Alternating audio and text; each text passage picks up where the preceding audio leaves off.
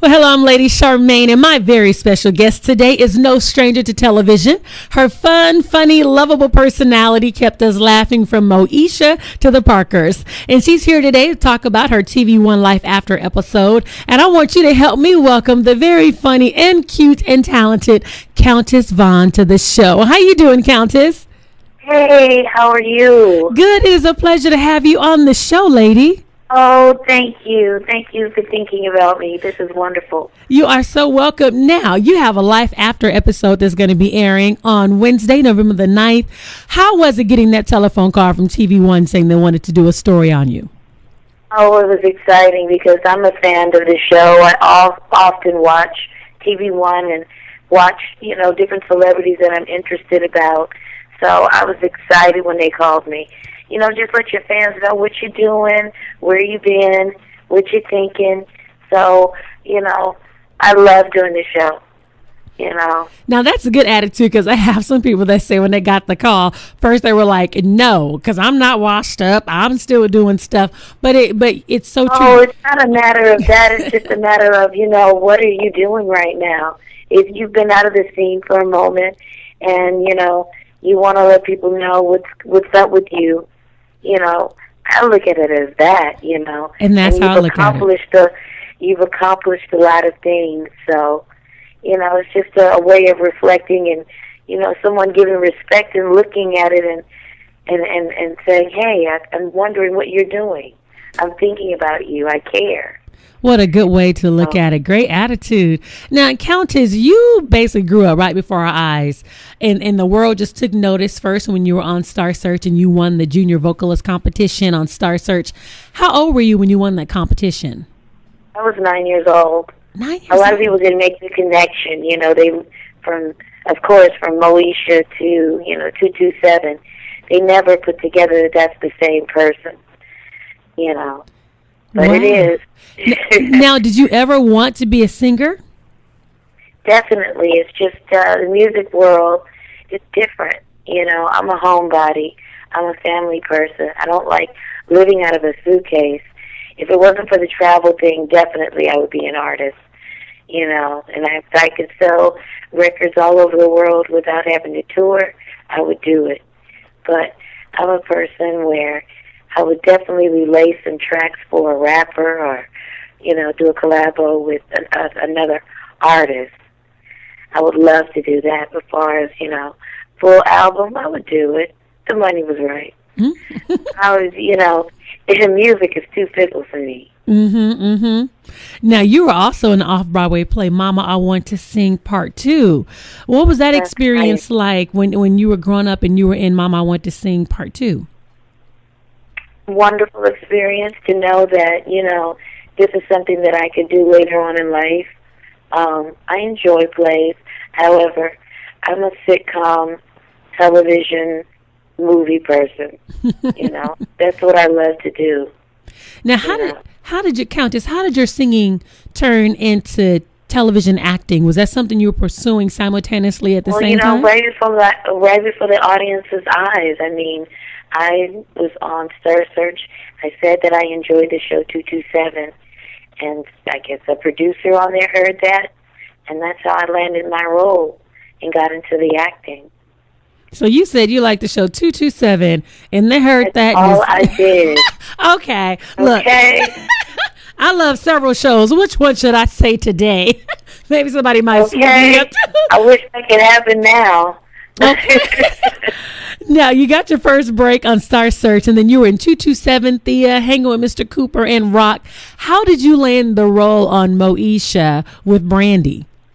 Hey, just going in there. I had hung around Brandy before. We had met at several parties, and we'd known each other through auditions and surroundings. But just going in there and just knowing her personality and knew what kind of friends that she, should be around. I went in there and did my thing with Kim. So, it wasn't hard. So you got a hung call? out before. So did you get a call for the audition to go and audition for her show? Okay. It's a general call like everyone else. Went in and auditioned like 4 or 5 times. You know, even to the point where I'm like, oh, Lord, am I going to get this? After 4 or 5 times. Yeah. You were also honored with the NAACP Image Award for your role in Moesha. Did you think that role was going to take you to a point where you were going to be acknowledged in such a big way? Oh, no, never. Never. It's a blessing because I look at it now and I say, you know, Brandy and I are the first black girls to have sitcoms. You know, when you look at the Little White Girls, it was Punky Brewster and Mayim Bialik. Then there's Brandy and me. And it's just an honor to be able to, you know, open up those doors for other girls. Now you have, you know, you had Kyla Pratt after that and Raven Simone, all those other shows that gave birth. I think Brandy, he gave birth to those other shows, you know.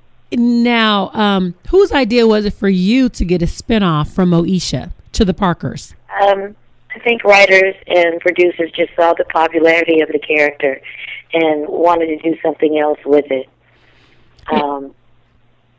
They just really saw a lot from the audience enjoying the character.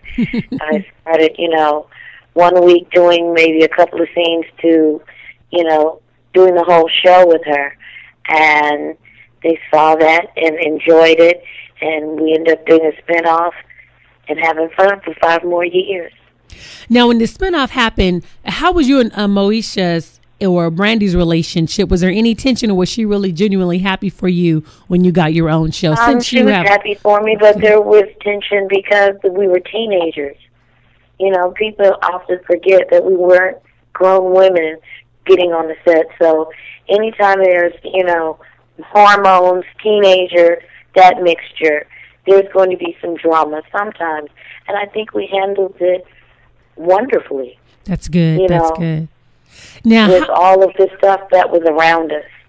Because, like I said, it's really sad that, you know, adults would, you know, key in on young girls just going through growing pains.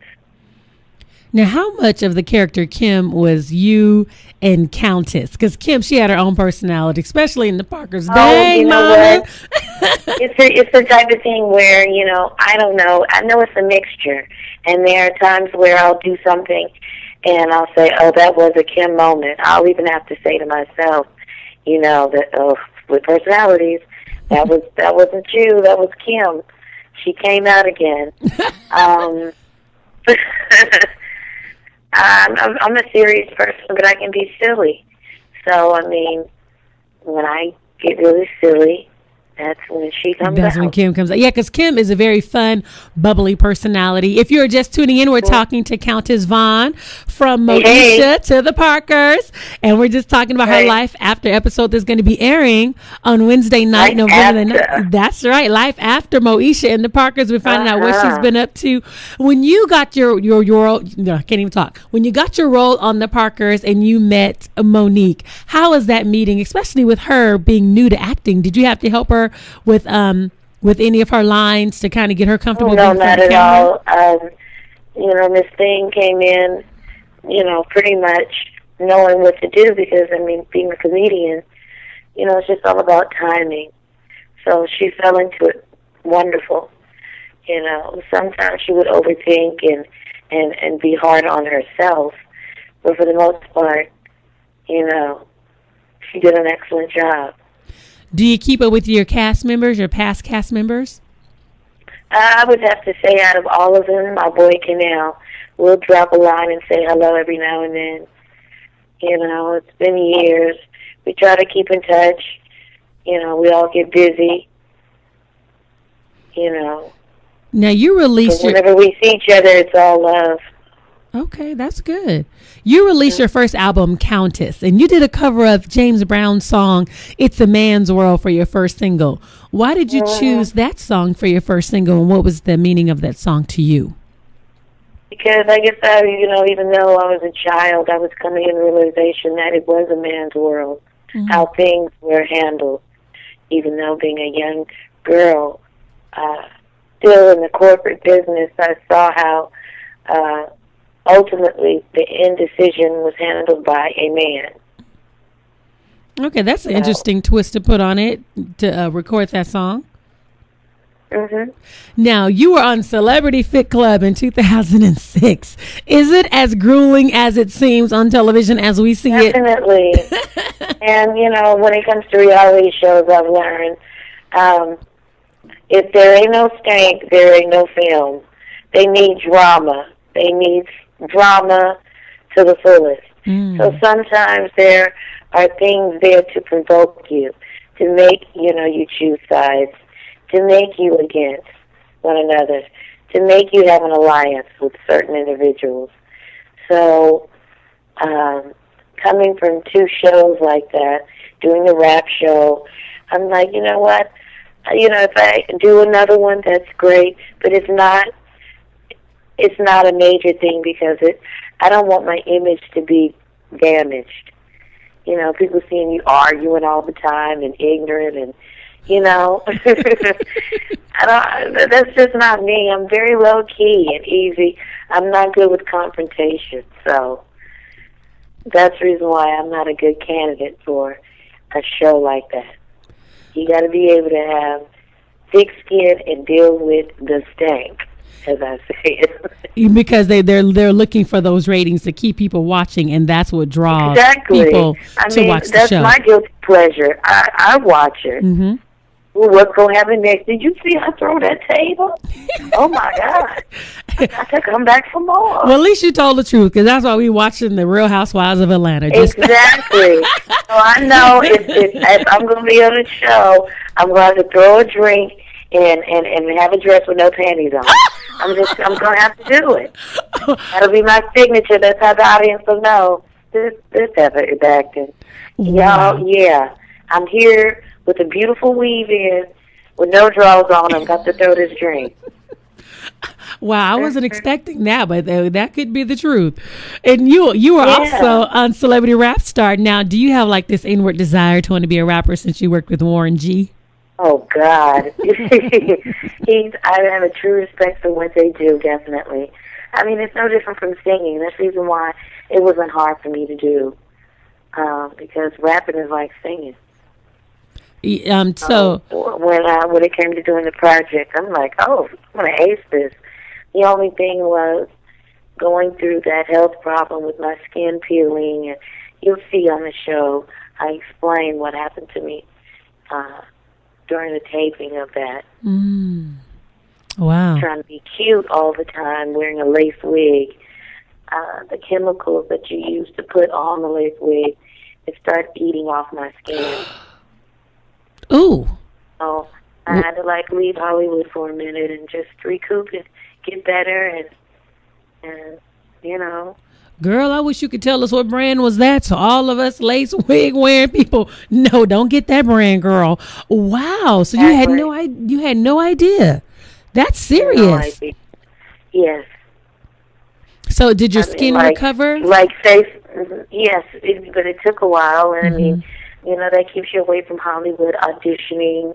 How does she look? I got better. My skin got healthy. I took some beautiful pictures, and I did a wonderful photo shoot, which is what, people will see in Sister to Sister magazine. And I was able to recoup from that. Well, that's a story. People are really going to be surprised when they see that. So what's next for you? Do you have any other TV shows in the works? Are you contemplating something? Well, you know what? Sitting around the group of writers that are my friends, and, not only am I in front of the camera, I'm getting behind the camera and writing synopsis for different shows because I understand Hollywood and how it is. So that's where I'm at with it right now. Being behind the camera as well as in the front, and writing new ideas for different shows. Okay, so we're going to see some of your writings on television soon? Definitely. Good. Now, do you ever thought about writing a show for yourself? Yeah. I'm better when I'm writing for someone else. Okay. You take me out of the situation. Are you writing any shows for African Americans so we can have more shows for us on TV? No, I am. I mean, that's the reason why I'm doing this. What about for some young girls too that were your age getting into the business? I'm looking on the show and I'm like, oh Lord, I can't be a vampire. They don't want me as a vampire. Okay, I can't be a gladiator sitcom. It's real limited these days. That's true. They've gone to fairy tale where black people wouldn't be there at all. At all. To where black people weren't allowed to be in certain areas. So it's just, they've totally cut us out of TV when it comes to, sitcoms. Now, Countess, what is your idea of a TV show? If you had to put a TV show together, you're not starring in it, but you wanted to put one together, what would be your dream TV show that you would want to see on television? You know what? Actually, a reality show where the audience interacts with the crowd. And that's what I would love to see. Basically, we determine what happens in the end of the show, through votes. That's interesting. Two different endings. You look at and you basically vote on which one you feel, what ending it should, the twist to it. And it's more of an interaction with your audience. You told the story that they wanted to see, That's good. Now I'm gonna have you hold that because you have people listening and they want to go and bite that and and say they came with the bright idea. It's great interactive television. That's good. Even more. Okay. Now, because I realize that reality shows are here to stay, and you often you sit around some actors and they go crazy. It's like, oh, don't say that. But as you say, it's not going anywhere. And it really pisses you off when, you hear about this girl, she's had 12 kids, or, she's getting awarded for having 18 babies, and she's on Dancing with the Stars, or she gets an Emmy Award. It's like, she just had a reality show for having 12 kids. Now she's up here Dancing with the Stars, and she's getting Emmys and writing books, and I don't know. It's crazy. And I think one of the reasons why people like reality shows because it doesn't take long, it doesn't cost as much money, and you got about a good 6 to 10 weeks of a reality show, and now you're moving on. And exactly, they don't have to deal with when it comes to an actor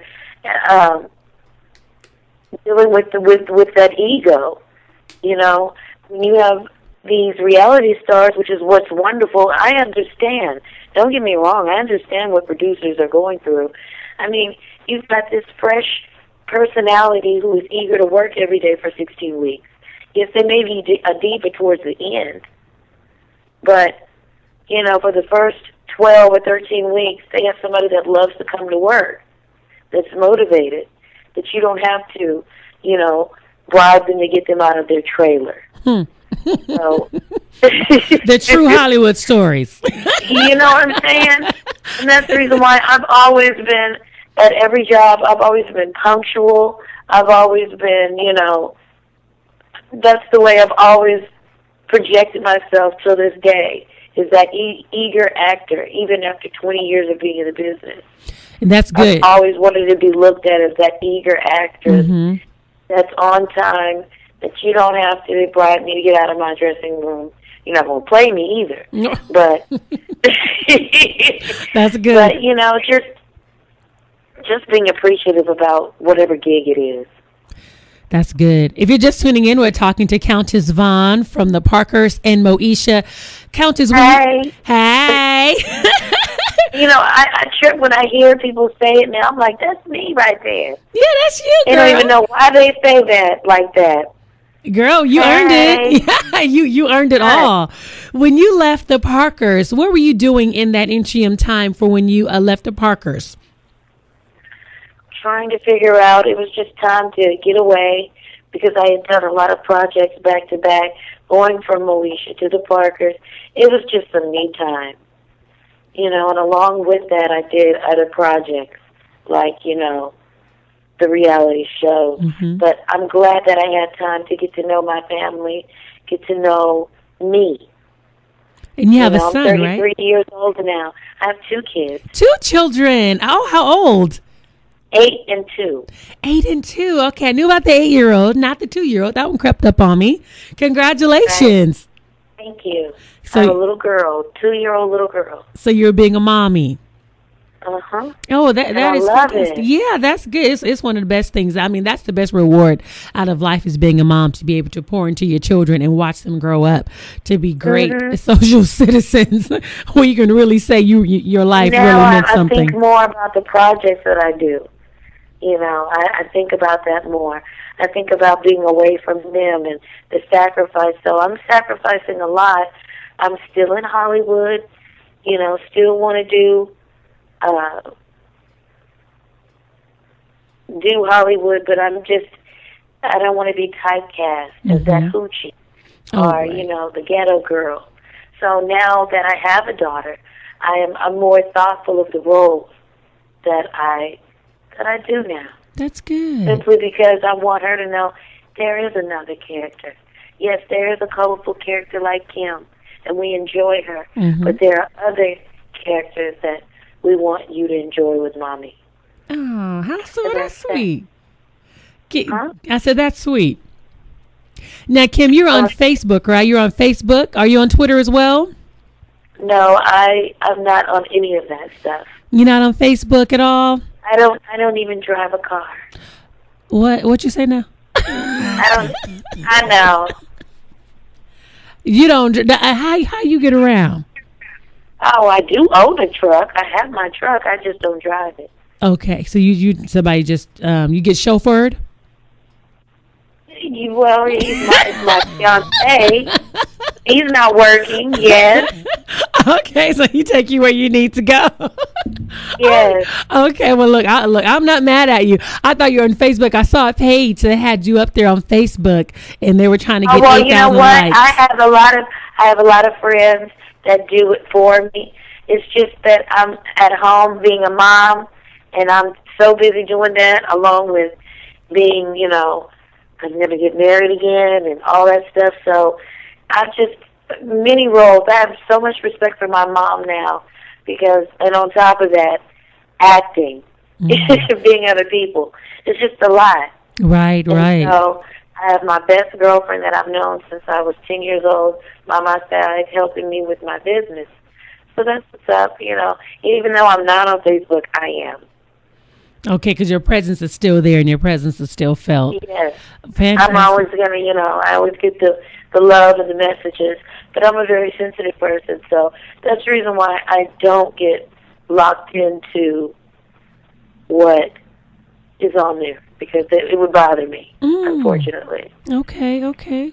Well, Countess, I want to thank you so much for coming on the show, and we definitely look forward to seeing You're welcome, your Life After episode, so we can find out what you've been up to on TV One Wednesday nights. If you don't know TV One, we're on DirecTV, the Dish Network, and you can go and check out TV One. It's the Life After episode, and it's the story of Countess Vaughn, airing Wednesday night, November the 9th. I want to make sure everyone checks it out. And again, thank you so much. Yes, thank you so much for coming on the show.